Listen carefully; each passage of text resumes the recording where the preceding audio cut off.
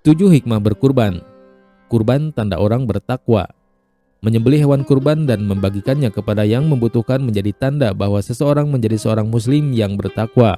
Dalam 1 tahun sekali umat muslim memiliki kesempatan yang sama untuk senantiasa mendekatkan diri kepada Allah Subhanahu wa Ta'ala dengan cara berkurban. Seperti yang tercantum dalam Al-Quran, daging hewan kurban dan darahnya itu sekali-kali tidak akan sampai kepada Allah, tetapi yang sampai kepadanya adalah ketakwaan kamu. Demikianlah Dia menundukkannya untukmu, agar kamu mengagungkan Allah atas petunjuk yang Dia berikan kepadamu. Dan sampaikanlah kabar gembira kepada orang-orang yang berbuat baik. Quran Surat Al-Hajj ayat 37.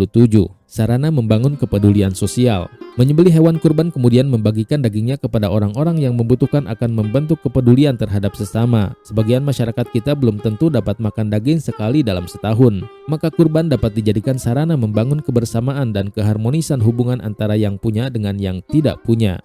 Pengingat kekayaan hanyalah titipan. Perintah berkurban sejatinya mengajarkan kita untuk ingat bahwa harta dan kekayaan yang kita miliki hakikatnya merupakan titipan Allah. Manusia seharusnya menyadari bahwa pada harta yang dimilikinya ada hak orang lain yang harus ditunaikan dengan cara mengeluarkan zakat, infak, sedekah, wakaf, dan termasuk kurban. Membuang sifat kebinatangan.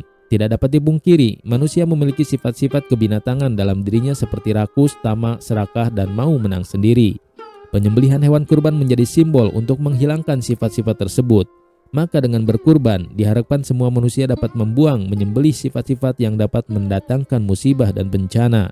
Kurban sebagai syiar Islam dan sunnah Nabi Ibrahim. Kurban sebagai upaya melestarikan sunnah Nabi Ibrahim alaihissalam, bapaknya para nabi yang ketika itu diuji oleh Allah Subhanahu wa Ta'ala atas perintah menyembelih anaknya yaitu Nabi Ismail alaihissalam. Kisah ini tertulis jelas dalam Al-Quran Surat As-Saffat ayat 102 sampai ayat 107.